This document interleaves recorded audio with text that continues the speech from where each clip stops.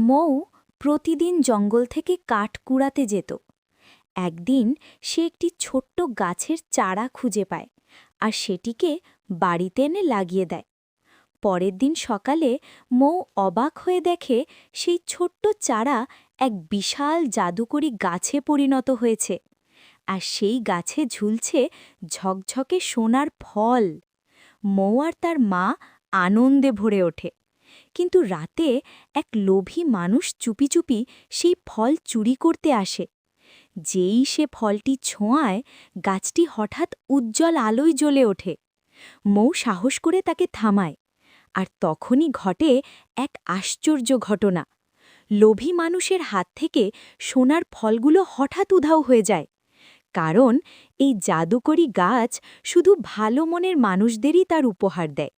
যদি এই গল্পটি আপনার হৃদয় ছুঁয়ে যায়, তাহলে দয়া করে চ্যানেলটি সাবস্ক্রাইব করুন, ভিডিওটিতে লাইক দিন এবং ফলো করতে ভুলবেন না।